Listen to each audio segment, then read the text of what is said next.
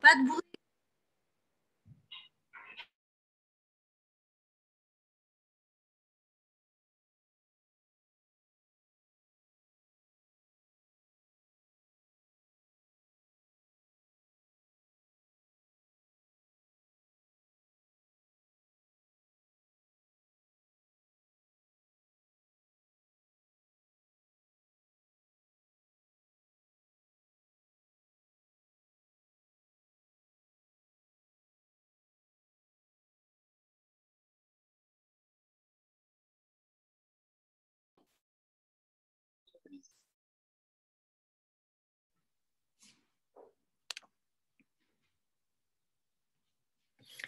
Bonjour Edwige. Bonjour Brigitte, je suis dans ma voiture. Ok, C'est pour moi 19 heures, c'est une heure, difficile. Oui, je oui, sais. difficile. Ouais. Bonsoir Michel.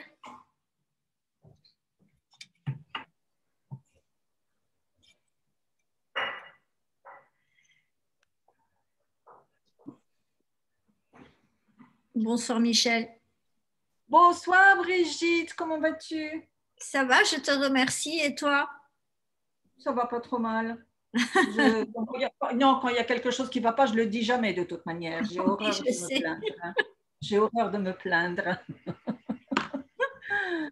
Bon, enfin, je suis contente que tu sois chez toi à la maison. Ça, Oui, c'est une très belle chose. exact. On n'a pas encore complètement fini, mais on va dire que ça en est sur le chemin. Oui, mais les détails, ça se fait après. La chose importante, c'est Là, c'est être pas là le avec les détail, hein, c'est pieds. Tchernobyl dans le jardin, donc c'est-à-dire qu'on peut pas rentrer par la porte, on est obligé d'escalader, c'est un petit peu le chaos. Mais écoute, vu ce que j'ai vécu ces derniers mois, moi je célèbre, hein. Même si je dois cabaner. Absolument. Et voilà, absolument, absolument, absolument. Et tu dors dans ton lit aussi. Exact, exact. Voilà. Bah oui, bah tiens, comme si c'était peu. Bon, alors, je vais faire un petit message, comme d'habitude, sur le groupe pour leur dire qu'on démarre, de façon à être juste avec tout le monde. Et je suis à vous.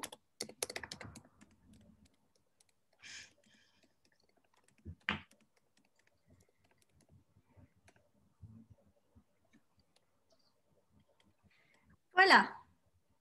Alors, Oh, bah, j'ai reçu un message de Brigitte. très bien, mesdames.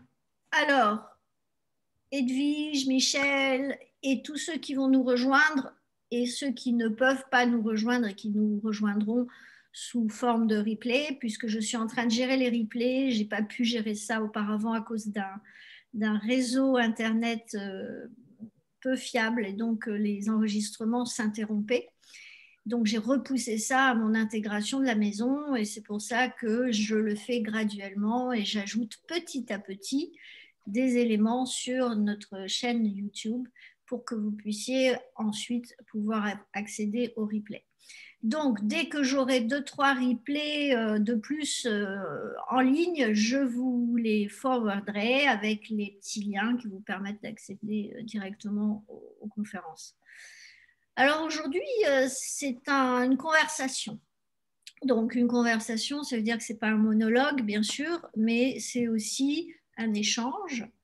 Et bon, vous savez que j'ai toujours tendance un peu à basculer dans le monologue, mais en fait dans la transmission plus que du monologue. Je ne suis pas là pour m'écouter parler, je suis là pour essayer d'être la plus serviable possible. Et donc c'est important d'avoir effectivement cette nuance en tête. Bonjour Patrick, bonsoir plutôt. Je vois que tu n'es pas le seul à être en voiture. Donc, bienvenue avec nous. Ça fait plaisir de t'avoir là. Et je disais que, bien entendu, c'est important d'avoir ce dialogue. Ah, mais il y a foule ce soir. Voilà. Donc, c'est important d'avoir un dialogue ouvert. Et ma tendance à revenir au monologue et à la transmission, c'est parce qu'on a besoin à un moment donné de faire du lien avec ce qui est su, ce qui est connu, ce qui est vécu, ce qui est intégré et ce qui est expérimenté et ce qui vient plus ou beaucoup plus vérifier ce qui a été transmis. C'est de ma part d'une importance, et pour ma part d'une importance essentielle. Excusez-moi pour ce petit bug, j'ai oublié de baisser le son de mon téléphone, ça m'arrive rarement. Mais bon, là, j'ai mis les pieds dans le plat et je vais remédier immédiatement à cela. Et donc, pouvoir faire ce lien avec la transmission fait que finalement, je me suis dit que ce serait très intéressant, plutôt que de se cacher derrière une posture, et bonsoir à Watif, que je vois apparaître sous forme d'avatar. C'est important de pouvoir, à un moment donné, être aussi dans le témoignage. C'est-à-dire que un témoignage, c'est pas que de parler de soi, c'est redonner une dimension vivante de ce qu'est aujourd'hui la transmission la plus juste possible. C'est-à-dire que vous pouvez donner des leçons aux gens et être dans votre fauteuil, et vous pouvez donner des leçons aux gens. Après être tombé de votre fauteuil, vous êtes redressé, vous êtes reposé sur le fauteuil et de l'avoir motorisé. Ça, c'est pas mal non plus. Et je suis beaucoup plus attachée à ce mode de transmission, surtout quand moi j'en ai pris plein la figure et que, et que je suis en mode comment dire, de relance de tout ce que je peux savoir et comprendre et apprécier. Et en ayant l'honnêteté de dire que je ne suis pas une donneuse de leçons, je ne suis pas un modèle, je suis par contre un humain qui a engagé énormément sur l'expérience de ce qu'est la vie et de l'apprentissage d'une part et de l'intégration d'une autre part, et finalement de l'honnêteté d'être telle que je suis, forte, puissante quand ça m'arrive, fragile, faible quand je n'en ai plus d'autres moyens que d'en faire l'expérience. Et c'est ça l'humain. Ce qui me fait être dans ma légitimité pour aller partager avec vous, c'est cette dynamique qui représente la dynamique de l'évolution. Alors, comment ça marche? On s'est connus sur un palier qui s'appelait A.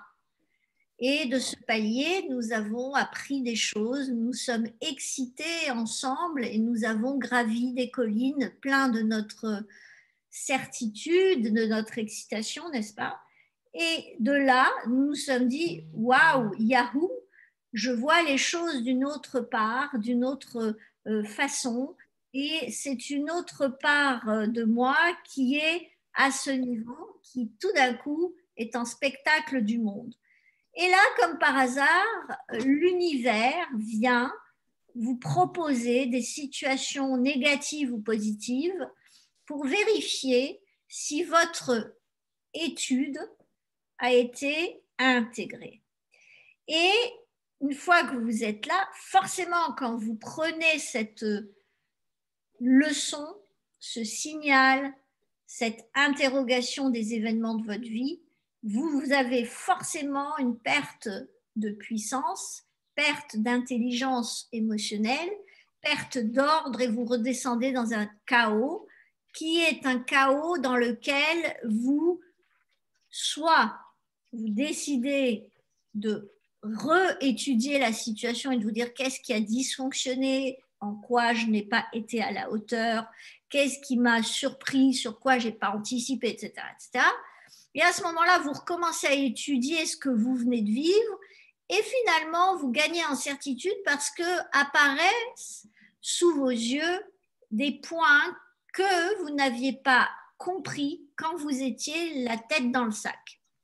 Et donc, à ce moment-là, vous êtes passé de ce chaos, de cette étude que vous avez fait au fond de la cuve ici, et vous commencez finalement à changer des choses dans votre processus de vie, soit en ajoutant du temps à des choses, soit en retirant à d'autres, soit en mettant de la pensée, en mettant de la communication, en mettant de l'apprentissage, soit en mettant de l'énergie, en menant des actions, soit en mettant de l'énergie argent sur certains paramètres. Et finalement, vous changez votre attitude. Et en changeant cette attitude, s'il vous plaît, coupez vos micros, merci. En changeant d'attitude, il se passe quelque chose de magique. C'est que la première crise à laquelle vous avez fait face, vous êtes monté en étudiant jusque-là. Vous êtes redescendu. Et vous êtes redescendu un peu moins bas que là où vous étiez. Et puis finalement, vous avez réétudié et vous vous retrouvez là.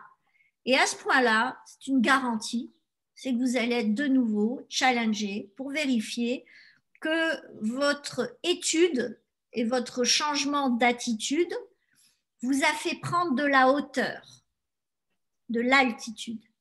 Et que de là, vous arrêtez de regarder comme au palier A et vous commencez à regarder la vie du palier A' ou A seconde. Et c'est de cela dont je voulais vous parler ce soir. Parce qu'il y a la théorie et il y a la pratique. Et la pratique est bien plus puissante que la théorie. C'est incroyable parce que la théorie reste inanimée d'émotions, de sensations, je dirais d'appréciation. L'expérience, elle est animée d'émotions, d'expériences, d'appréciation et de découvertes qui sont bien vivantes et qui sont bien touchantes. Donc, la première chose importante pour moi ce soir, c'est de bien sûr vous poser des questions. Et au travers de ces questions que je vous pose, j'ai un but, hein, vous me connaissez, je suis une manipulatrice à ce niveau-là, je l'avoue, gentiment et dans la bienveillance, hein, vous le comprendrez pour que l'ensemble de la conférence soit serviable. Et en fait, le but sera de pouvoir répondre à vos réponses, les enrober, les nourrir, et en m'appuyant sur la dernière étape de ma vie, qui est croustillante, qui a été et qui est une période absolument incroyable, et où chaque jour j'apprends quelque chose, chaque jour je comprends quelque chose, et chaque jour je suis challengée. Et c'est aller du challenge le plus normatif, on va dire, au challenge le plus violent. Et finalement, mon corps s'est habitué. Et finalement, vous savez, on apprend très vite à renaître, mais on apprend très vite à accepter de mourir un peu et carrément de mourir. On finit par l'accepter et c'est là où ça devient très intéressant. Donc, sans vous dévoiler le fil de l'histoire, je voudrais vous poser une question pour ceux qui ont envie de participer. Hein. Vous avez votre liberté est totalement respectée ici et c'est une intégrité à laquelle je suis attachée. Et sachez que là, j'enregistre. Je l'enregistre pour moi. Cette conférence ne sera pas affiché, sauf si chacun à la fin me dit je te donne l'autorisation de l'afficher. Voilà. S'il n'y a pas ces autorisations par le petit, vous savez, nous avons un petit chat en bas qui s'appelle converser, pardon. Si vous ne donnez pas votre OK là-dessus, je n'utiliserai pas l'enregistrement, je le garderai pour moi.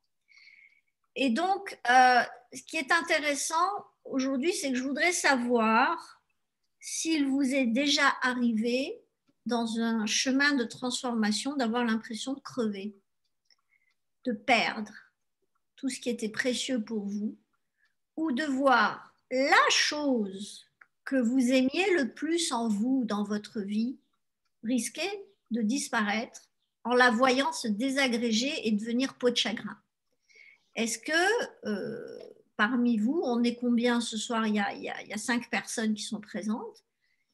Est-ce que cela vous est arrivé? Alors, vous pouvez me répondre par chat ou vous pouvez activer votre micro et à ce moment-là, je me ferai un plaisir de vous entendre, sinon de transmettre ce que vous m'aurez écrit à titre personnel, sans forcément, et si vous ne voulez pas que je révèle qui vous êtes, vous me mettez anonyme. Voilà, d'accord?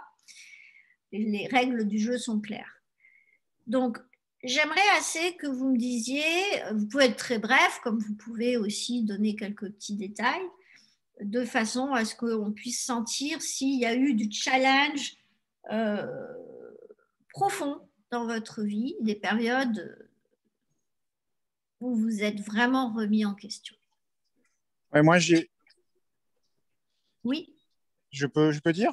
Oui, je peux bien parler, sûr. hein. Bienvenue, bien sûr. Donc, je suis désolé, je suis dans la rue, mais voilà, donc il y a du bruit autour de moi. Moi, il m'est arrivé il y a quelques années, à peu près il y a 2 ans, quelque chose d'intéressant, hein, où j'ai mis beaucoup d'énergie pour la transformation, pour me transformer moi physiquement, avec ce que ça pouvait induire pour ce qui était autour de moi, hein, en termes professionnels.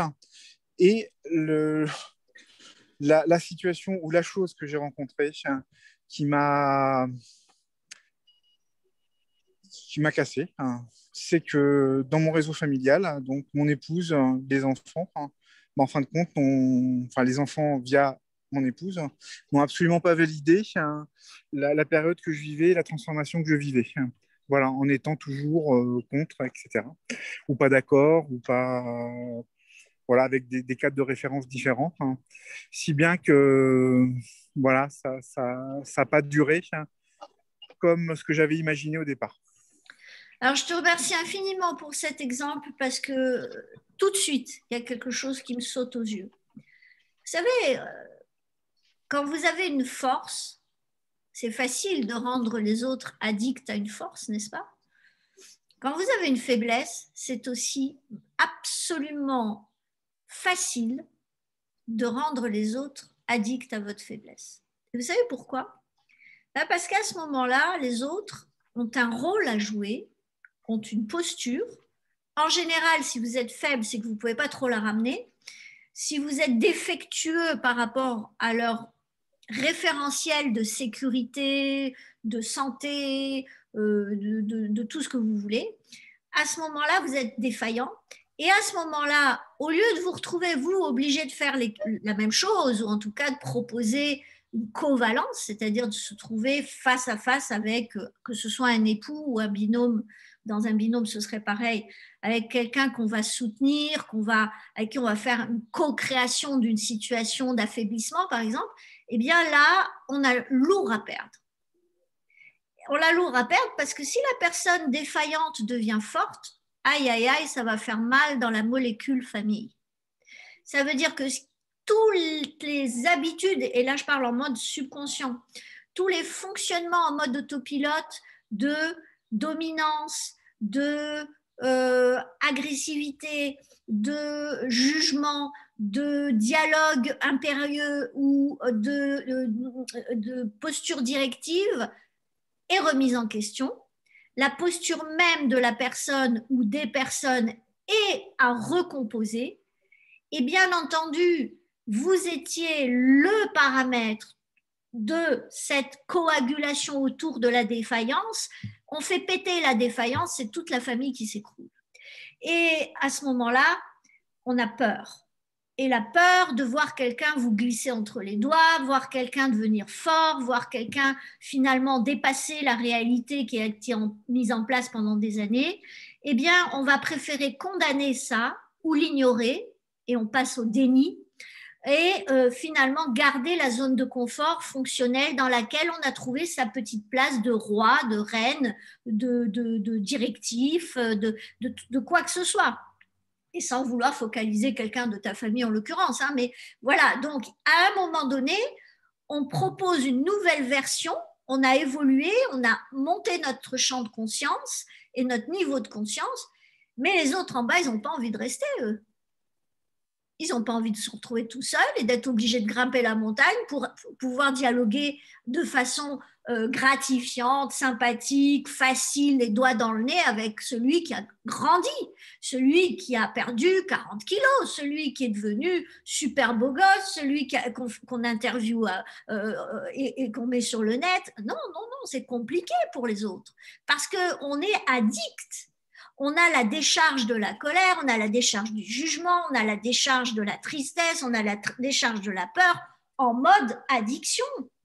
Et le système nerveux des personnes, qu'elles soient plus ou moins jeunes, est addict à ça et dans une norme qui est une zone de confort, une zone fonctionnelle où le changement fait peur.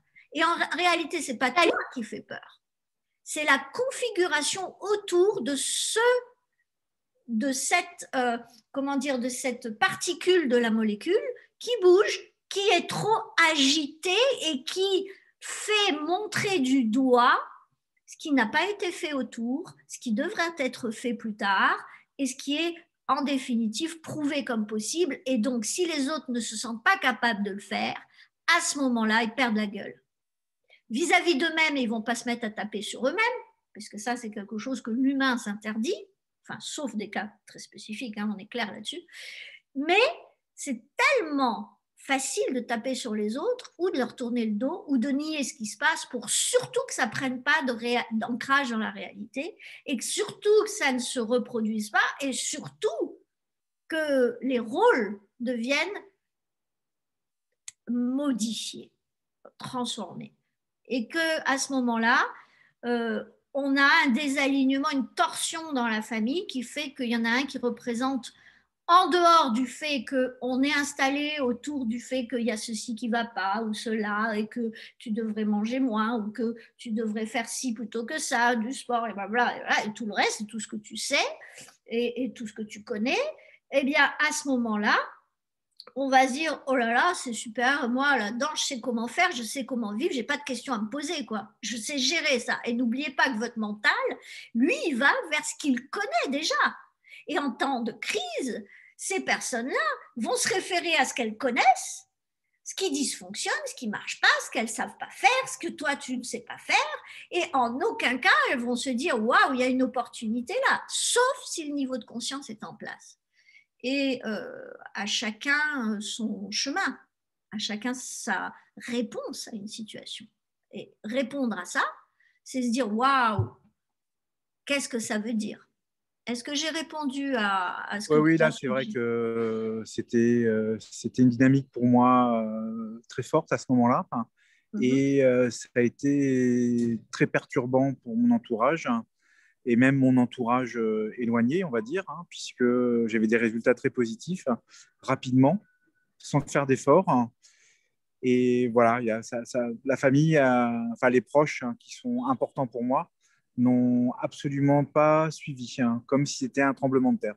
Alors, moi qui te connais un peu et toi qui me connais un peu, je vais te dire, pose-toi la question de l'épigénétique. Et en fait, l'univers t'a montré. Alors, l'univers, ce n'est pas un monsieur avec une baguette magique. L'univers, c'est une équation faite de votre entourage, de votre zoning, de votre lieu géographique, de votre culture, la culture environnante, des événements, etc.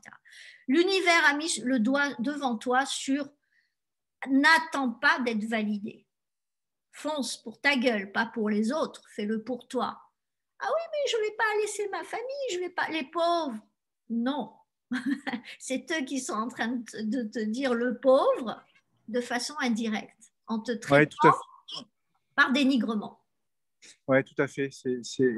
Enfin, pour moi, chez moi, c'est un leitmotiv qui date pas d'aujourd'hui. Là, j'ai pris un exemple qui s'est passé il y a 2 ans, mais d'une façon générale, si tu veux, où j'ai des rappels de l'univers sur Patrick, tu as les capacités de pouvoir te dépasser et t'occupe pas des autres qui sont à côté.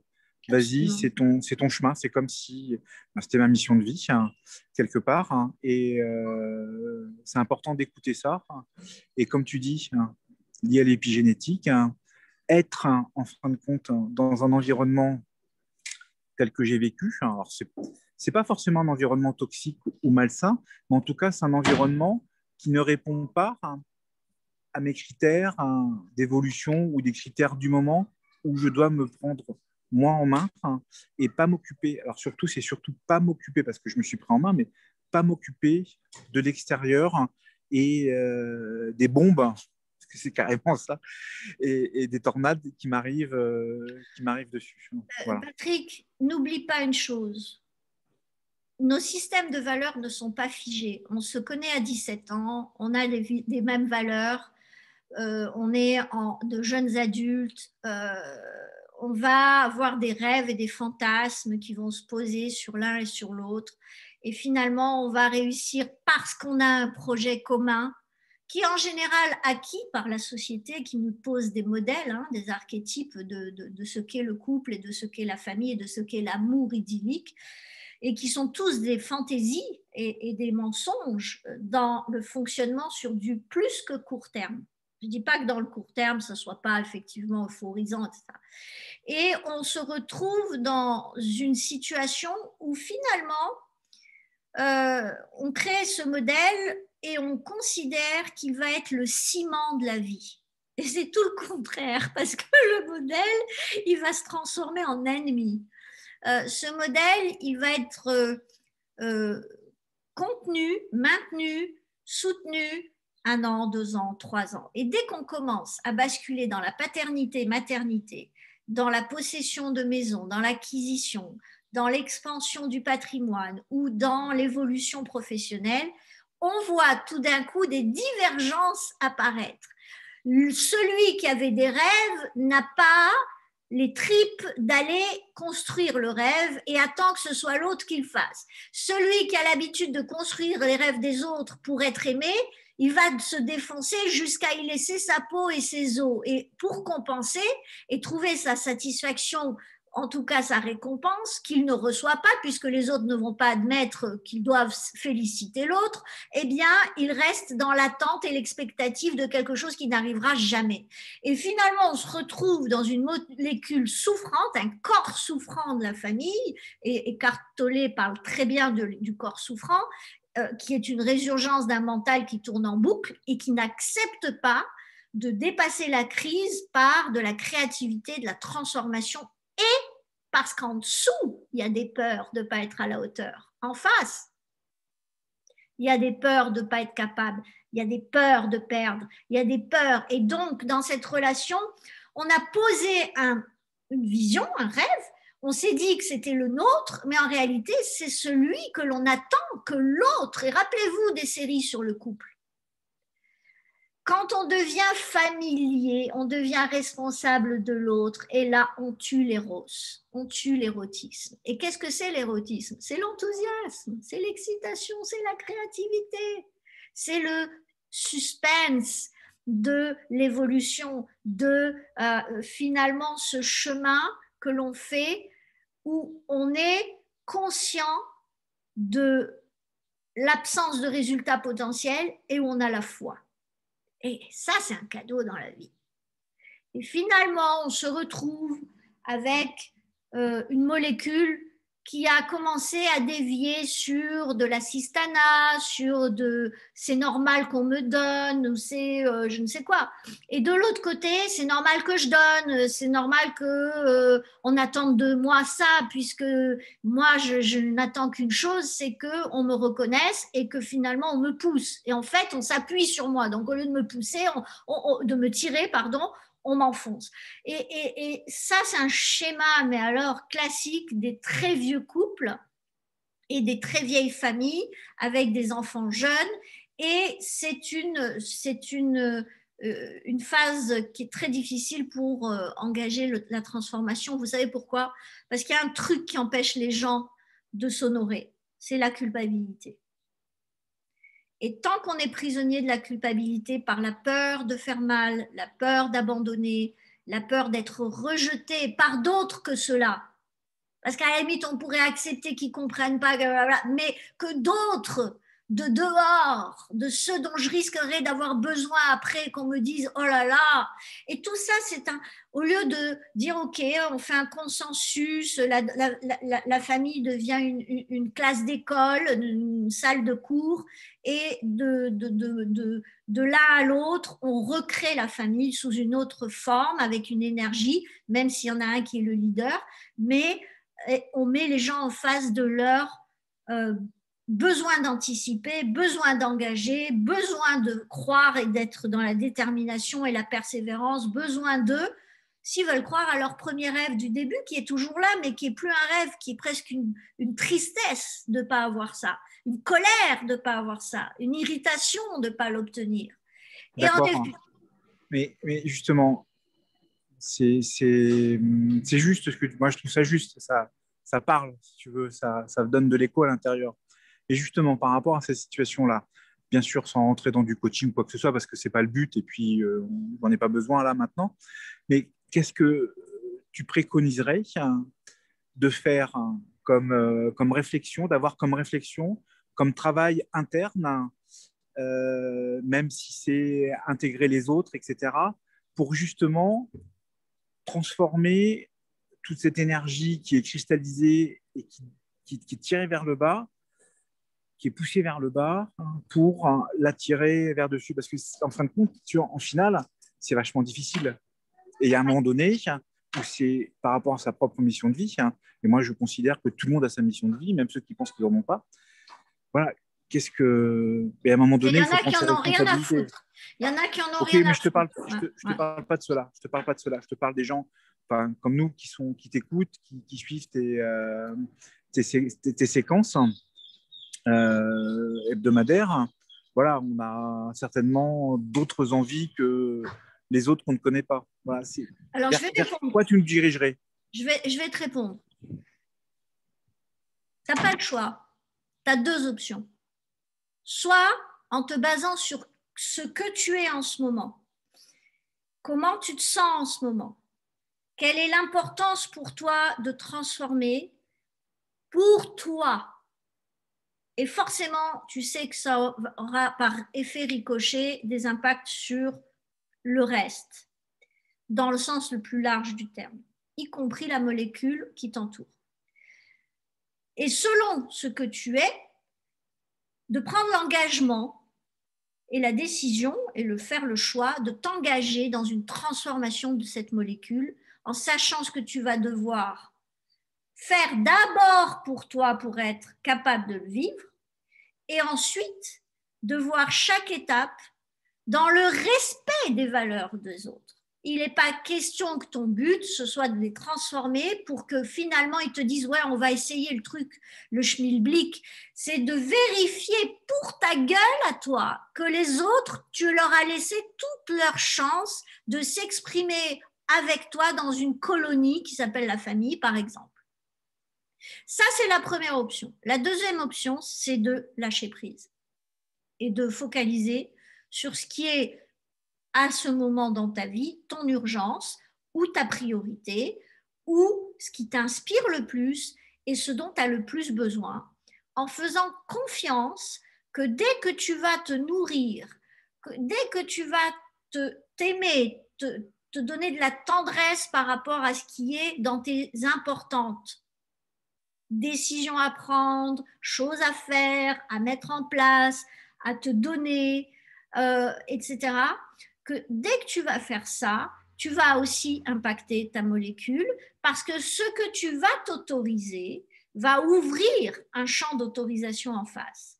Et le fait de résister à l'un de ces deux choix fait que dans un cas, tu ne te vois pas capable de le faire parce que c'est trop d'énergie et trop de boulot et que ça prend trop de temps, c'est chronophage. Dans le deuxième cas, c'est que c'est vraiment trop injuste de tourner le dos à des gens et de se focaliser sur sa gueule parce qu'on a des responsabilités, parce qu'on a tel titre de chef d'entreprise, de copain ou de père de famille, et que dans les deux cas, tu ne peux pas choisir l'une ou l'autre de ces décisions sans avoir le côté négatif de la pièce. Tu auras toujours un prix à payer dans les deux cas. Et donc, l'utopie de rester là où on est pour surtout pas bouger la tour de Pise, au risque de la voir tomber, est une totale aberration, parce qu'à ce moment-là, ça veut dire que tu donnes rien aux autres et tu ne te donnes rien à toi. Tu donnes ce que tu donnais, ce que tu as l'habitude de donner, mais qui peut insatisfaire ou qui peut empêcher d'évoluer tout le monde ou qui n'est pas résultant de façon positive. Et à ce moment-là, le pire des choix, c'est de ne rien faire. Oui, parce que dans tous les cas de figure, que tu ne fasses rien ou que tu agisses, de toute façon, ça va perturber le champ global qui est autour de moi. Ben, si Donc, tu fais rien, le champ global, il va pas se perturber, il va se détruire. Tu vas oui, non, mais rentrer en voilà, mode destruction. Hein. D'accord, mais c'est dans ce sens-là, si tu veux. Oui, oui, Comme bien de toute sûr. façon, ce que je veux dire, c'est que derrière, de toute façon, il y aura un impact et pas forcément celui qu'on a imaginé au départ. Donc, à la rigueur, vaut mieux partir du principe, même si c'est difficile, de prendre son engagement vis-à-vis de soi-même, parce que l'engagement, comme tu parlais tout à l'heure, c'est vis-à-vis de soi-même, c'est pas un engagement par rapport aux autres personnes, et de retrouver une forme d'alignement et de modifier quelque part. Moi, ce que j'entends dans ce que tu dis par rapport à la deuxième voie, qui est en fin de compte un changement d'épigénétique quelque part. Tu modifies automatiquement avec ta façon de voir, etc., ton épigénétique, Oui. même si tu restes dans un même milieu, Oui. tes pensées vont changer, les Oui. fréquentations que tu vas avoir peuvent changer, etc. Oui, et par un bras de levier très puissant, c'est le détachement. Le détachement, c'est arrêter. Tu te détaches de la situation, tu peux rester au milieu de ta molécule, mais tu te détaches, tu n'es plus nourricier de toutes les réactions et de toutes les résistances dans la molécule. Et à ce moment-là, tu crées une faille qui est la place dans laquelle toi, tu peux trouver du temps, de l'énergie, du pensée, de l'argent pour te mettre sur un espace d'expression de ce qui est juste pour toi et de laisser faire autour jusqu'au moment où tu rentres en anticipation, soit dans la première version, soit dans la seconde, mais tu es obligé à un moment donné de prendre le temps du petit pas. Le petit pas.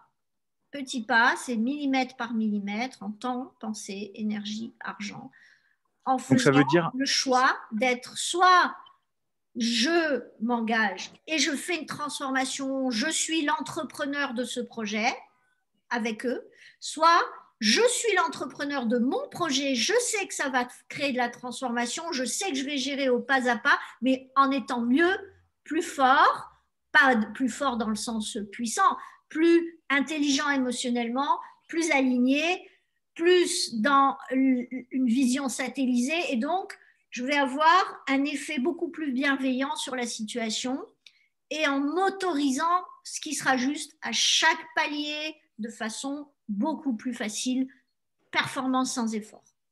D'accord, donc ça veut dire en même temps, pour pouvoir suivre ce programme au millimètre et garder sa voie, on va dire, c'est d'être aligné. Ça, c'est de trouver les moments dans la journée à la base, avec des exercices, que ce soit les exercices qu'on connaît du SEN, ou alors même au niveau de la structure, aller voir un chiro, aller faire des choses pour se sentir dans son intégrité. Alors, faire attention à ce qu'on mange. Ça, c'est important, mais je vais en parler, Patrick, je vais en parler. Okay. Alors, je te remercie. Je ne peux pas rester focus que sur ton intervention puisque j'ai reçu un commentaire en parallèle donc de quelqu'un qui s'est retrouvé dans un moment de sa vie. Et je te remercie pour ton authenticité et pour ta confiance que tu nous témoignes. Donc, en tout cas, ma partie, tu peux la publier si besoin. Ça ne me pose pas de soucis. Bravo, je te remercie. Merci, Brigitte. Je t'en prie. Donc, cette personne a traversé une période de peur importante et face à un membre de sa famille très très proche qui a eu un AVC et qui est resté dans un coma artificiel plusieurs jours. Alors, bien entendu que là, et sachant que il ne reste que des femmes, je ne vais pas faire semblant de cacher l'identité en masculin, ce serait vraiment malvenu. Donc, par rapport à l'identité féminine de cette personne, il faut savoir une chose, c'est que quand un événement arrive, même s'il semble tellement humain, tellement inhumain, tellement injuste, tellement dans ce qui arrive aux hommes et aux femmes de notre planète, n'est-ce pas? Ok. Il ne faut pas oublier le sens que ça prend. Est-ce que ton féminin est prêt pour s'appuyer sur lui seul? Et l'univers n'utilise pas quelqu'un pour dire ça. C'est que c'est une construction d'en arriver à ce point-là. Et on attire à nous des gens dans notre vie, dans notre jeunesse, dans notre adolescence, qui vont construire fragilité et force avec nous pour écrire une histoire qui va passer par des traversées de rivières, des rencontres de ponts qui facilitent la vie et des ornières qui vont correspondre à ce qu'on a comme confiance et ce que l'on a comme peur, ce que l'on a comme fragilité, ce que l'on a comme potentiel, ce que l'on a comme talent, ce que l'on a comme résistance à nos talents. Et c'est avec ça que l'on va évoluer avec cette personne. Et quand cette personne est un époux, eh bien, on va être challengé pas que sur nous, on va être challengé sur nos visions avec l'époux et on va être challengé sur notre place avec cet époux, on va être challengé sur notre rôle et sur notre rôle tel qu'il est perçu par notre épigénétique, fort, faible ou avec culturellement des habitudes d'associer la force ou le fonctionnement de la famille, du couple, etc., sous un format donné. Et donc, l'univers vient nous faire nous poser des questions. Est-ce que je suis OK de continuer à vivre en sachant que je peux tout perdre? Est-ce que je suis OK de continuer à vivre en sachant ça sans rien faire? Est-ce que je suis OK de continuer à vivre en sachant ça et en continuant à être attachée pour ma sécurité à quelqu'un d'autre que moi?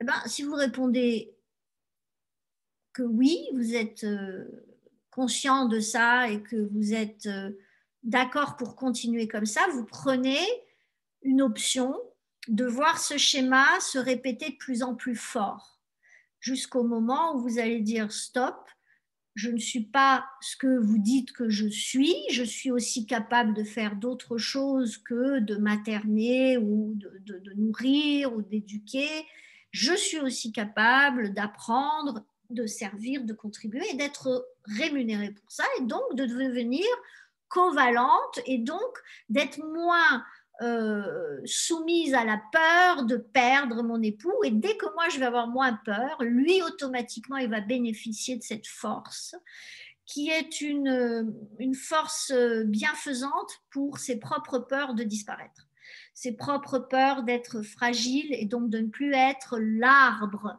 le tronc d'arbre sous lequel la famille, y compris son être aimé, peut venir se rafraîchir, se poser, se reposer.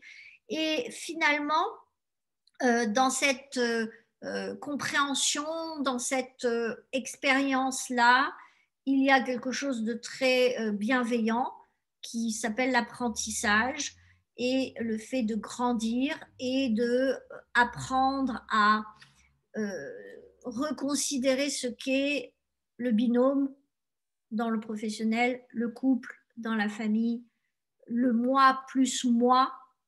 Et c'est quoi moi plus moi?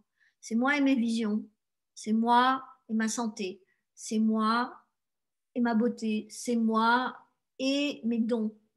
Et finalement, peut-être que dans une relation où je n'étais destinée qu'à être parfaite dans mon rôle, prédestinée, on va dire, finalement, je m'autorise à être dans un standing out, c'est-à-dire me relever et aller prendre de l'espace en n'étant pas que du féminin, parce que la question vient me dire, est-ce que ton féminin uniquement est suffisant pour vivre?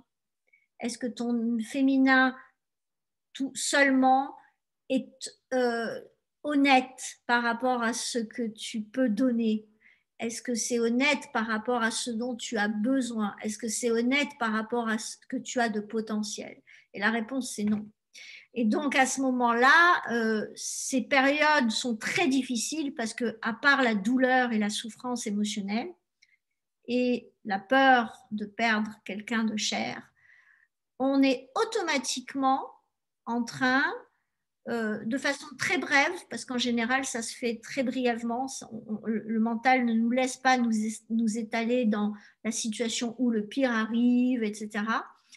Mais en général, le mental va proposer au corps, et si ça finissait mal, et si, et par des pics, et si ça se répète trop, finalement, la personne rentre en dépression, et si la période est trop longue, à ce moment-là, on devient, aux yeux de tous, une victime potentielle, les gens ont pitié de nous, on attire du soutien, et je ne dis pas que c'est mal, hein, je dis simplement que ce sont des facteurs énergétiques et émotionnels qui viennent nous challenger, et à ce moment-là, on envoie des signaux à l'univers, soit sans qu'on s'en rende compte, on se dit ah non, plus jamais ça, il n'est plus question que je rentre dans un état pareil, et si ça se refaisait, il faut que je sois capable de vivre. Et à ce moment-là, on envoie ça, on balance ça dans l'univers, et quand on balance ça dans l'univers, finalement, on va faire une rencontre, on va aller dans un événement,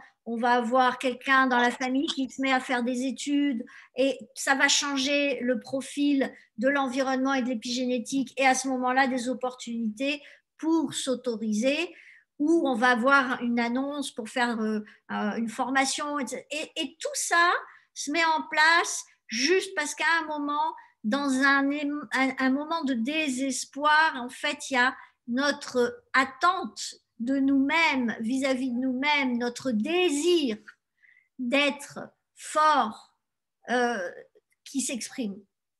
Il y a des gens chez qui ça ne s'exprime pas. Et c'est là où ça devient grave parce que, bien entendu, ils sont dans un état de victime. Il n'y a même pas cette relance énergétique de dire mais c'est pas possible, il faut que je fasse quelque chose, je peux pas, il faut que je puisse être là pour lui, pour moi, pour eux, pour... Et à ce moment-là, il y a des gens qui, dans la tristesse et dans la peur, sont même pas capables de ça. Et quand ça se passe à leur insu, c'est-à-dire qu'ils envoient des signaux, mais presque de façon subconsciente, parce que leur âme est là pour les soutenir. Parce qu'une âme, quand elle vient dans une famille, dans une lignée, elle a un chemin à faire.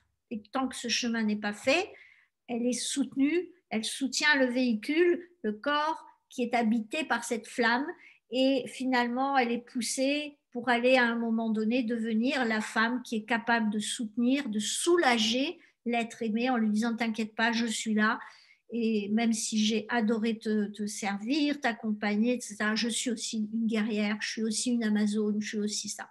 Donc je pense que derrière cet événement, et merci à cette personne pour son deuxième commentaire, je pense qu'il y a toujours de la guidance dans quel que soit l'événement qui nous parvient et qui nous est proposé par l'environnement. Vous savez, je disais dans mon message dans le groupe cette semaine, je crois que j'ai passé la pire période depuis mon enfance. Et pendant mon enfance, pour ceux qui ont vu ma conférence, vous le savez, j'ai quand même passé 7 ans dans un lit, pratiquement à 70% du temps. Parce que dès que je faisais un truc un peu King Kong, je m'étouffais pendant une semaine. Alors bon, mais je suis arrivée où je suis. Au niveau intellectuel, on s'en fout. Au niveau émotionnel, on s'en fout moins. Je viens d'un palier A, je parle de celui de l'enfance très bas, avec celui de l'adolescence très médiocre, et celui de la jeune adulte, pas terrible. Et celui de l'adulte, plein de trous et de bosses, avec de la suradaptation sous forme de King Kong en sport. Alors, je faisais 4 heures de sport par jour. je bossais beaucoup, j'avais une relation avec mes parents. Quand j'y repense, je me dis, mais mon Dieu, j'étais aveugle. Bon, ouais, vous savez, toutes les erreurs d'une vie, etc. Euh, Quand j'ai commencé à travailler sur moi, là, ça a été une renaissance. Et tout à l'heure, je parlais de renaissance. J'ai connu la renaissance il y a 14-15 ans de cela. Et j'ai passé 14 ans à travailler, à étudier, en ayant déjà une activité professionnelle qui était déjà très énergivore et chronophage, puisque j'étais architecte et designer et artiste peintre. Donc, j'avais ces deux activités en parallèle. Et quand j'ai commencé à ajouter le coaching, je peux vous dire que j'avais des journées chargées. Hein. Alors, au début, bien sûr, je n'avais pas beaucoup de clients. Puis, au fur et à mesure, on a parlé de moi. Et puis, à Casa, les choses se font très vite. Et je me suis retrouvée très vite avec du monde et j'étais obligée de supprimer une activité. J'ai été aidée puisque l'un de mes clients m'a planté financièrement et donc j'étais obligée d'arrêter mon activité en archi.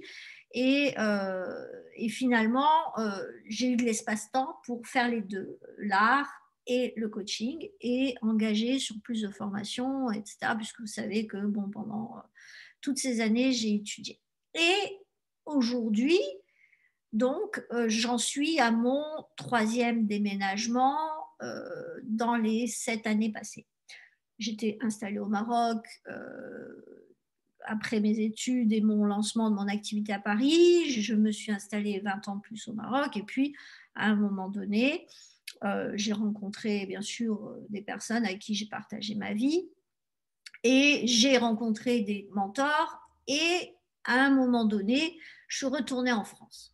Je suis retournée en France parce que j'ai rencontré mon cher et tendre Andrew dans un train en lisant le même livre que lui, moi en français, lui en anglais. C'était très drôle et on ne s'est plus jamais quitté. Et puis finalement, 6 mois plus tard, j'ai déménagé. Et j'ai débarqué en Provence et c'était magnifique, comme vous pouvez vous en douter. Et dans un état hormonal optimum, parce que quand vous êtes amoureux, vous êtes optimum, hein, j'ai tenu pendant 3 ans avec ouais, je vais le faire, etc. Et c'est vrai que je pense, moi, je suis arrivée en tant qu'artiste et coach, mais ma base, c'était l'art quand même qui me rapportait le plus pour me sentir dans mon épigénétique et dans mon art de vivre facilement. Et donc, quand je suis arrivée en Provence, qui ne connaissait personne, et vous savez qu'une clientèle artistique, ça se construit minutieusement. C'est très complexe. Eh bien, il a fallu à un moment donné que je bascule sur le coaching. Je me suis dit, ça va être trop compliqué avec l'art, trop lourd, trop chargé. Moi, j'ai des œuvres, vous voyez, derrière moi, qui sont grandes, etc. C'était une énorme logistique. Et finalement, j'ai donc décidé de me retrouver avec le coaching. Super, je démarre mon activité et au bout d'un moment, je me retrouve avec une trentaine de clients, c'était génial. Puis au bout d'un moment, on déménage. Pas de loin et de beaucoup, mais dans cette région, on ne prend pas la voiture pour faire 10 km pour aller voir son coach. On fait 7 km, pas 10. Et donc, je me suis retrouvée 20 ou 30 km plus loin, voire plus, puisque je mettais 45 minutes pour aller à ma nouvelle maison. Et donc, je me suis retrouvée dans un nouvel isolement et j'ai redémarré à zéro, 1 an et demi après. Et puis finalement, je fais ma clientèle et là, je remonte à 40 clients. Bon, super, annuel, hein. Et puis tout d'un coup, on décide de partir à Barcelone. Je vous épargne les détails, hein, bien entendu. Je perds mon chien, je perds ma maman. Enfin, je dis ma maman après mon chien parce qu'en fait, mon chien était beaucoup plus récent de la séquence suivante. Et à un moment donné, mon papa était malade, il était dans cette maison et je venais le voir toutes les 6 semaines, 2 jours de voiture, 2 jours sur place et 2 jours de retour en voiture avec mon chien puisque je lui amenais mon chien. Il avait perdu le même chien qui était le père du mien. Et donc, tout ce contexte, on décide de partir à Barcelone. Et on décide de partir 1 an plus tard. Et puis tout d'un coup, on trouve un lieu qui était le lieu d'un de mes confrères et on nous dit, non, non, il faut partir, mais 6 mois, dans 6 mois. Et là, moi, première erreur stratégique qui allait déterminer les 5 années qui suivent. Ben non, moi je ne suis pas prête. Pourquoi je ne l'ai pas dit? pourquoi j'ai pas dit à mon époux, non, moi je peux pas, j'ai mes clients, je les aime, je peux pas leur dire dans 6 mois, ça y est, c'est fini, je viendrai vous voir. Et puis, en réalité, quand on s'installe, il y a toujours 2-3 mois d'installation, même quand la maison elle est neuve et prête. Et, bon, et donc, je l'ai pas dit. Et c'est très intéressant parce que quand je suis arrivée à Barcelone et que mon mari était excité comme une puce pour visiter le moindre recoin de Barcelone, moi, la seule chose dont je rêvais, c'était, après avoir géré tout le déménagement en 24 heures, sur 4 étages, avec des gens qui nous ont aidés, mais pour être opérationnel le lendemain au niveau boulot, eh bien, dès que je mettais les pieds dans mes chaussures, mes pieds brûlaient. Et je ne comprenais pas. Je marchais, je boitais. Au bout de 10 minutes, je boitais. C'était un calvaire de suivre. Et en fait, je me suis rendu compte que cela me rappelait des expériences de prosélytisme au Maroc où à chaque fois que ma maman me faisait faire de la prédication, ben, moi, je n'avais pas envie. J'étais une petite fille. J'avais qu'envie de rester chez moi. Je n'avais pas envie d'aller parler de la Bible aux gens. Et donc, j'avais absolument pas envie de la suivre. Et en fait, il y a tout ça qui est revenu. Et c'est devenu tellement souffrant que ça m'a épuisée. Et j'ai commencé mon activité à Barcelone dans l'épuisement. Et puis petit à petit, bon gré mal gré, ça s'est fait. Ça a été très difficile parce que la vie en Catalogne m'a isolée énormément socialement. En plus, on était dans une magnifique résidence, enfin maison un peu décentrée par rapport au centre de Barcelone. Mais je me suis rendu compte que ce serait très difficile de créer du lien. Et ça ne s'est pas fait, très peu, à part des gens exceptionnels que j'ai rencontrés, dont une ici. Et bien entendu, mes clients. Et mes clients que j'ai vraiment adorés, dans le sens délectation du terme. C'est-à-dire que pour moi, rencontrer quelqu'un et l'accompagner, c'est ce que j'aime faire le plus. Et en même temps, c'est un piège parce qu'on voudrait que les gens voient ce que l'on voit. Et le rôle du coach, c'est de se détacher, de laisser faire à chaque personne son chemin sans interférer, sauf de temps en temps tirer une épingle du jeu et la mettre sur la table et dire qu'est-ce qu'on fait avec ça. Je propose ça. Voilà. Mais j'ai vécu ça et puis au bout de 3 ans, on s'est regardé avec mon époux, on s'est dit, on s'ennuie, hein. Et nous, c'est pas possible. On ne peut pas s'ennuyer dans notre vie. On a besoin d'un projet. On a des valeurs communes.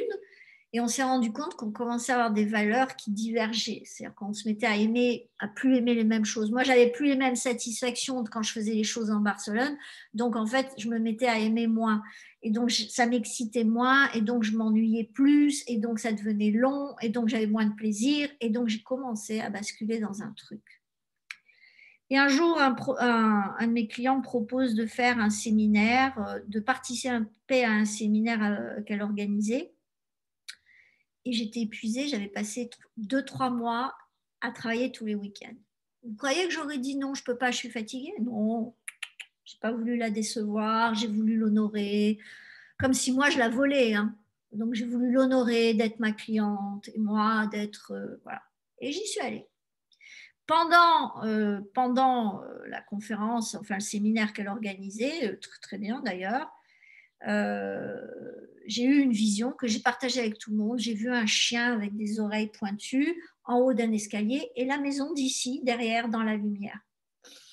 J'ai partagé ça avec tout le monde. J'ai dit honnêtement, je ne sais pas ce que ça veut dire, mais ce chien voulait me dire quelque chose. Je sors de l'événement. Et au moment de prendre l'ascenseur, il y a une des personnes que je connais bien, qui faisait partie de ma promotion, qui était dans l'ascenseur avec sa trottinette. Je lui ai dit, écoute, non, je ne veux pas te déranger. Elle me dit, non, je vais la pousser. Je dis, non, la même, vous savez, les autres d'abord et moi après. Non, vas-y. Je prends les escaliers. Je fais 3 pas dans les escaliers, je glisse sur un étage, j'ai l'os du bas de la jambe droite qui sort. Je me retrouve en torsion.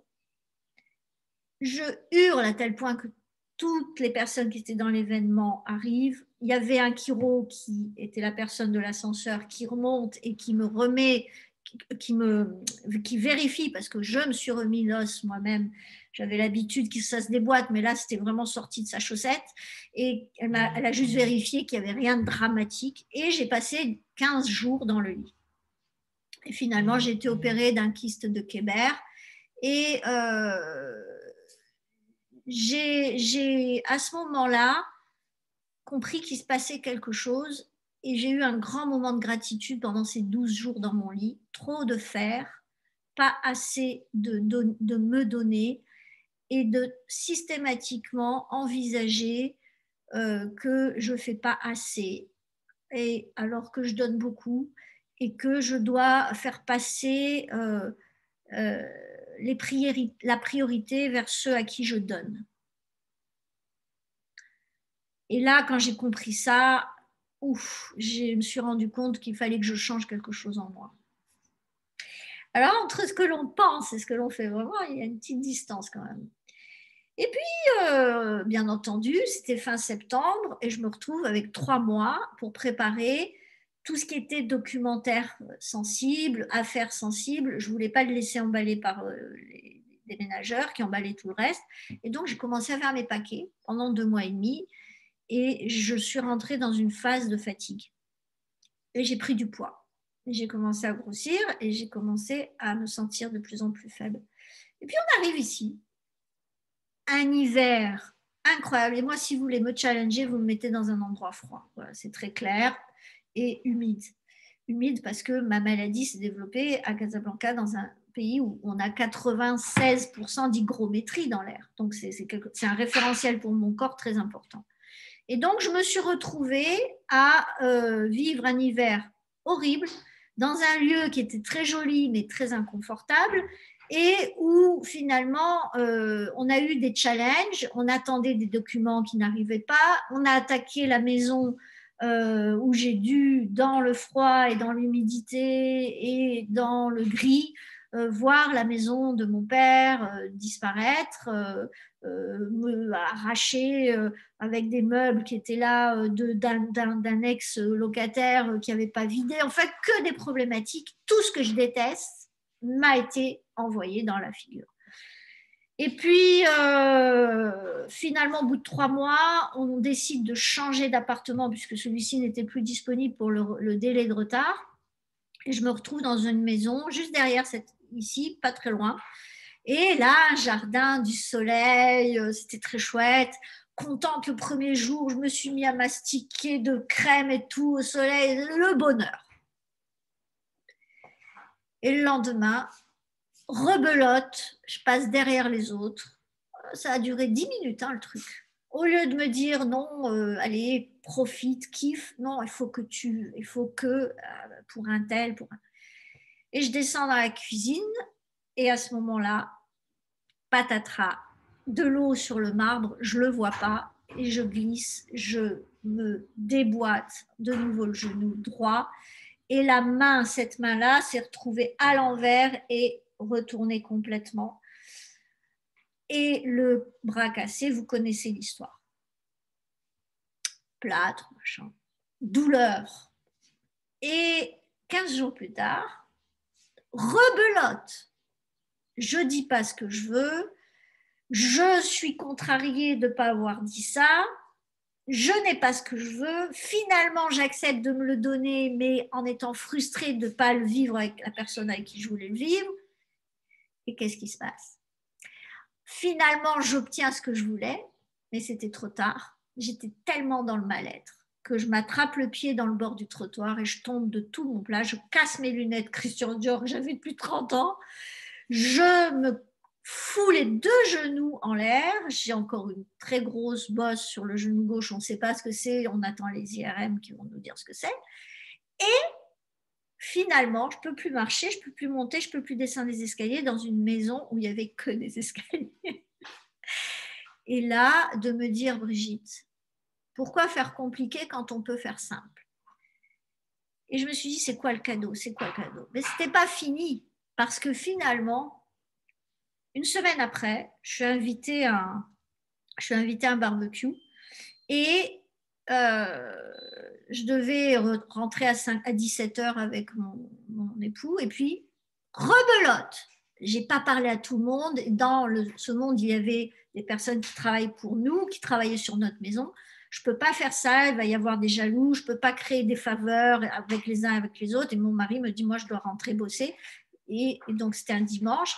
J'ai dit, vas-y, je te rejoins. À partir de ce moment-là, 5 heures d'amnésie. 5 heures d'amnésie. Et quand je suis arrivée, finalement, par miracle, je ne sais comment, à pied jusque chez moi, à 10 heures du soir, bah, j'ai failli crever. Je ne vous donne pas les détails, mais il y a un ange gardien surgi de nulle part, d'une haie de cyprès derrière, qui a traversé une Française et qui a dit, j'ai entendu des hurlements. Moi, je me souviens de rien. C'est elle qui me l'a raconté après, mon époux, qui a appelé l'ambulance. Elle l'a annulé après. Elle a dit, non, non, je gère. Et finalement, elle m'a sauvé la vie. Et ma pression artérielle était montée à plus de 20. Le lendemain, j'étais à 18. Et il m'a fallu presque 9 jours pour récupérer ma tension. Et ce qui est intéressant, c'est qu'il m'a fallu 20 jours pour me sentir normale. Et là, je me suis dit, Brigitte, arrête tes bêtises, va t'interroger profondément sur ce que tu vis. Alors, entre-temps, les hôpitaux, enfin l'hôpital, les radios, les machins, les trucs. Et je demande à Makiro à Barcelone, je lui dis, écoute, trouve-moi quelqu'un à Marbella. Je ne veux pas aller comme ça. Et puis, je trouve un chiro, je vais le voir, et lui, tout de suite, me dit, écoutez, avec votre parcours, bon, on va quand même faire une radio, mais bon, je fais la radio, je reviens avec la radio, tout de suite, hein, je suis sortie, je fais ma radio, j'arrive, et quand j'ai vu la radio, j'ai hurlé. Ma colonne vertébrale faisait ça. Et bon, je sais ce que ça veut dire. Et à ce moment-là, je le regarde et il me dit, incroyable, non. J'ai dit, ouais, je ne pensais pas que ça pouvait être mon cas. Il m'a dit, non, mais tu as une colonne souple, heureusement. Imagine qu'elle n'ait pas pu faire ça, qu'est-ce que ça aurait donné à l'intérieur de ton corps. Et là, tout d'un coup, j'ai eu un flash. Et il m'a dit, bon, 3 fois par semaine pendant 3 mois. Et je suis dans ce parcours en ce moment. Et ce week-end, avec mon époux, on était à Ronda, on assiste à un magnifique concert de guitare. Et quand le concert a commencé, il y avait une partie classique, une partie contemporaine andalouse. Partie espagnole classique et partie andalouse. Partie classique, j'ai senti des choses très intéressantes à l'intérieur de moi. Je sentais que ce n'était pas innocent d'être là. Et dans la deuxième partie, j'ai fermé les yeux, j'ai laissé les yeux fermés pendant tout le concert et j'ai fait un voyage. Je suis devenue un aigle, j'ai vécu l'expérience des enfants, des hommes, de l'espace très haut, de l'espace très proche de la Terre. Et puis ensuite, deuxième série de 3 morceaux, je deviens un petit garçon qui pose son projet sur une feuille en forme de caillou posé sur la feuille. Et il se met à suivre le ruisseau, il se met à courir, à voir son projet qui risque de se renverser, il risque de perdre le caillou. Et puis à ce moment-là, il est prêt à tout, il est prêt à enjamber le ruisseau. Et puis il se met à plat ventre pour regarder s'il va passer par anticipation. Et puis il court devant, et puis il regarde de face après avoir vu de côté et de derrière. Une expérience incroyable. Et puis tout d'un coup, je sens ma colonne vertébrale. Et l'énergie. Et puis tout d'un coup, mon père et ma mère sont là avec moi. Et je sens la présence de mon père, je sens la présence de ma mère, je sens l'odeur de ma mère. Et là, je me dis, waouh, qu'est-ce qui se passe? Et je suis en larmes du début à la fin. Et arrivent les applaudissements, voilà, et puis il y a un rappel. Dans les applaudissements, j'ai ouvert les yeux. Et dans le rappel, je referme les yeux, et là, c'est moi. Et c'était moi, avec toute la tendresse pour moi, et j'étais cet aigle lourd, épais, fort, posé comme une espèce de caillou sur le sol. Et j'ai senti, parce que dans la première séquence, j'ai senti l'aile qui permettait à l'aigle de changer de direction. C'était le bout de son aile, uniquement, incurvé comme ça, qui lui permettait juste en délicatesse de tourner avec le vent. Et de se laisser porter ou pas. Et là, j'ai senti, mais tu es cet aigle, il te faut juste la décision, ressens ce que tu veux, regarde le ciel, regarde la terre, regarde-toi et dis-toi ce qui est juste pour toi. Et à ce moment-là, j'ai senti que je m'envolais. J'ai fini dans un état, je vous dis pas, mon époux à côté qui était ému par la musique, mais bon, il sentait qu'il se passait quelque chose. Et quand on est, bien entendu, on s'est levé, je lui ai dit, tu bouges pas, je vais leur parler. J'ai laissé un peu de temps s'écouler, je suis allée voir les musiciens, je leur ai dit tout ce que je viens de vous dire. Et à l'autre, au second, je lui ai dit, écoutez, vous avez, au-delà de votre talent et de votre don, vous avez un don de thérapeute. En tout cas, avec votre musique, vous m'avez fait vivre ce que l'on appelle un breakthrough, un collapse, un écroulement neuro-émotionnel. Et vous m'avez fait faire un chemin que je n'aurais pas pu faire par le mental. Je l'ai fait par le non-verbal, je l'ai fait par le musical. Et pourquoi ? Parce que trop de fer et trop de yang fait que votre yin et votre détachement lâcher prise, lâcher, de prise et de retenir et de faire. On ne peut plus faire. On ne peut plus se protéger, on ne peut plus chercher à se protéger, on ne peut plus dire non, on ne peut plus dire oui. Je suis en train de réapprendre. Et finalement, je lui ai dit, écoutez, c'était une des plus belles expériences de ces dernières années. Il m'a dit, moi, c'est la plus belle expérience de ma carrière. Je n'ai jamais eu ce commentaire. Et mon énergie, j'ai des frissons en vous disant ça, parce que mon énergie a switché à ce moment-là. Et ce matin, sur la table du chiro, il m'a dit, waouh. J'ai dit, ouais, ça a switché ce week-end. Et je lui ai dit, je t'expliquerai. Et voilà. Le changement, c'est voir et ressentir comme ce matin sur la table, merci mon corps de m'avoir fait si mal.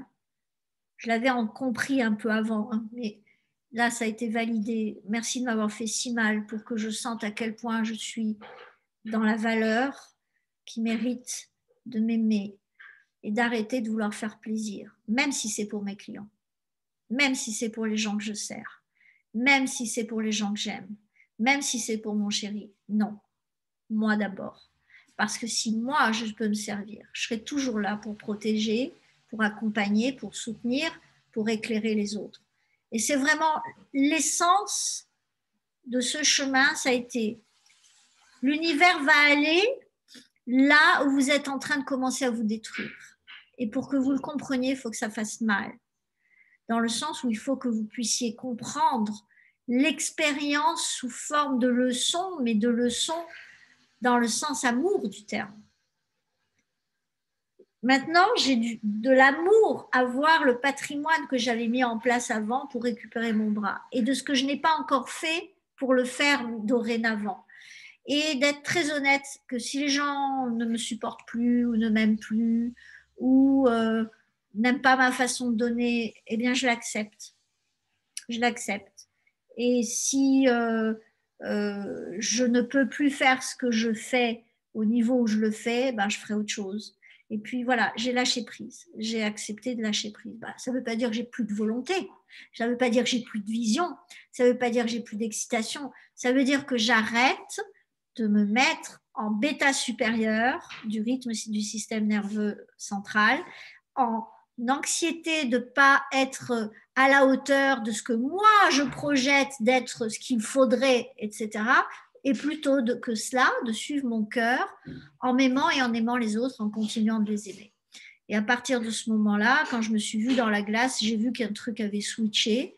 J'ai vu que j'avais plus la même gueule, que mon énergie était différente. J'ai repris mon yoga, je peux pas encore m'appuyer sur ma main, donc eh ben, je fais ce que je peux, doucement. Je parle à mes cellules, je parle à mon corps, je fais mon alignement. Et je sais que ça va se faire. J'ai déjà un peu perdu de poids. Donc, l'expérience de la transformation et du changement vient taper à notre porte. Parce que si on est aveuglé par trop de projets, trop de visions, c'est pour ça que régulièrement dans mon coaching, je dis aux gens, ok, voilà, on a un télos, on l'a dessiné, ça c'est pour nourrir et assouplir le mental. Maintenant, quoi tu veux ? Et si tu veux quelque chose, c'est MBE, boucle quantique, ou 3 colonnes et boucle quantique, ou pyramide de la confiance et boucle quantique, et pendant 6 mois, 1 an. Et pendant ce temps-là, On gère les interférences, mais on commence les sessions par ça. Mais pour ça, il faut que la personne ait fait un certain chemin pour que, sur la base de ce qu'elle a traversé, elle a fait ce qu'on a appelé tout à l'heure l'étude et bien sûr le changement d'attitude, même dans la chute, sur la base de ce qu'on a appris avant, pour pouvoir ensuite de nouveau étudier et gonfler notre King Kong intérieur de certitude et de détermination et de replonger, mais en allant toujours plus haut que la partie la plus basse. Et donc de créer le momentum de l'évolution en s'alignant, en s'aimant, en aimant les autres, en ayant du désir, de la certitude et en attirant ce qui est juste, les emmerdes et les cadeaux. Je suis claire là-dessus, tout le temps. Mais en étant toujours, au lieu de se sentir battu, etc., de se dire, ok, c'est quoi le cadeau derrière? Quoi je fais avec ça? Et à un moment donné, quand vous êtes vraiment au fond, moi j'ai eu une période là vraiment très très sombre, mais ça n'a jamais duré plus de 10 minutes, une demi-heure. Jamais, parce que je suis entraînée. Et donc, je piquais en bas, je remontais et je me disais, mais quoi je fais avec ce tas d'os? Quoi je fais avec ce qu'il y a là-dedans? Quoi je fais? Et en fait, l'un des process, c'est l'interrogation. La qualité des questions que vous vous posez fera la qualité du chemin que vous allez vivre. Et c'est ce que je voulais partager avec vous parce que, bien sûr, je ne suis pas rentrée dans les détails explicatifs de la mécanique là-dedans. Parce que je la vois, je l'ai vue, je l'ai sentie, je l'ai touchée. Il y a des séquences neuroémotionnelles, il y a des circuits en place qui m'ont vraiment aidé et un corps entraîné qui a guéri rapidement. Parce qu'il n'y a que 2 mois que je suis tombée. Je suis tombée le 2 avril, donc un peu plus. 2 mois et quelques jours, d'accord? Donc 2 mois et demi. 2 mois et demi que je suis tombée avec un mois de plâtre et aujourd'hui je suis capable de faire certains mouvements en m'appuyant sur mes mains, mais je ne peux pas m'appuyer plus d'une fois. Donc tout ça pour dire que votre corps a la capacité de se renouveler, votre mental a la capacité d'apprendre et de comprendre, votre alignement est capable de vous préserver, de vous assouplir et de vous donner du répondant aux situations. Mais si vous n'avez pas confiance en ça, et si vous vous focalisez sur le truc que vous n'arrivez pas à faire, sur le truc que vous ne ressentez pas, ben vous ne lâchez pas prise et vous restez la personne bloquée. Donc pour ceux qui se sentent concernés par ça, n'oubliez pas ça. Acceptez de jouer le jeu, de lâcher. Je l'ai fait hier avec un de mes clients et j'ai dit, écoute, on arrête de faire des scènes de 35 minutes, ok? Allez, on va voir. Mets-toi debout. Et maintenant, écoute. Ça va prendre 10 minutes maximum. Schlac, schlac, schlac, schlac, schlac. Eh bien, je vais vous dire, il a ressenti ce qu'il n'a jamais ressenti sur 35 minutes parce qu'en définitive, au bout d'un moment, je sais que le mental, il a été nourri et qu'il peut se passer de ça. Mais tant qu'il ne l'a pas été, je ne peux pas le faire directement. Mais maintenant, le MBE, ça sera un exercice comme ça. Et on s'en fout qu'il ne ressente pas tout. Ce qui est important, c'est que son corps, lui, réponde à ça. Que le mental ait compris pourquoi on a blablaté et pourquoi maintenant on blablate moins et pourquoi c'est de plus en plus puissant. Parce que derrière, il y a une boucle quantique qui va servir quoi je veux dans ma vie et c'est ça à quoi je sers. C'est ça à quoi je veux servir. Amener les gens vers ce qu'ils désirent. Mais ce n'est pas moi qui vais le faire, c'est eux. Mais moi, je suis là juste pour trouver les moments adaptés et les stratégies pour qu'à un moment donné, leur mental arrête de leur raconter des histoires et de répéter toujours les mêmes et que leur corps arrive à engager en énergie. C'est une alchimie complexe. C'est pour ça que ce que je viens de vivre vient de m'enrichir pour mes clients, vient de m'enrichir pour mon couple. Et mon époux m'a dit ce matin, il m'a dit, t'as changé. Ben, moi, je le sens. Je me sens vivante. Je dors pas encore super bien parce que je viens de changer mon oreiller. J'avais un oreiller très mou et c'est insupportable. Mais en dehors de cela, j'ai repris mon Ili, j'ai repris mon yoga. Et donc, tout est en train de prendre maintenant une nouvelle formulation sur la base d'une nouvelle énergie. Je vous remercie de votre écoute. C'est une partie un peu confidente ce soir. Je vais vous demander de me confirmer ou de m'infirmer si vous voulez que ce soit enregistré et publié. Enregistré, ça l'est, mais que ce soit publié. Donc, pour les 2 personnes auxquelles j'ai répondu. Et si c'est le cas, ben, écoutez, tant mieux si vous m'autorisez. Si ce n'est pas le cas, ce n'est pas grave. Et l'important, c'est que vous ayez pu avoir une lecture sur ce qui s'est passé. Et je veux vous dire une chose, je n'ai pas réussi à lâcher mes clients parce qu'en fait, c'était une partie de plaisir pour moi. Et cette partie de plaisir, si je l'avais retirée, ça aurait été très, très, comment dire, pénitent pour moi, une punition pour moi. Et en fait, vous avez participé, pour ceux qui sont clients, à mon maintien dans le cap, parce que c'est une très haute valeur pour moi que de participer, de transmettre et d'accompagner. Voilà pour aujourd'hui. Je vous remercie infiniment de votre attention, de votre présence dans ce groupe. Challengez-vous, défiez-vous, mais aimez-vous toujours en faisant. Je vous remercie infiniment. Passez une belle soirée et n'oubliez pas, votre première œuvre, c'est vous, je vous le confirme.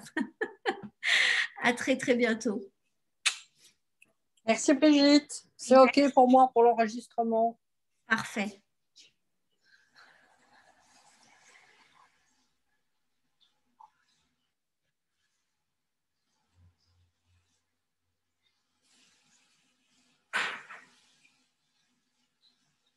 Merci. Merci pour vos commentaires. C'est magnifique.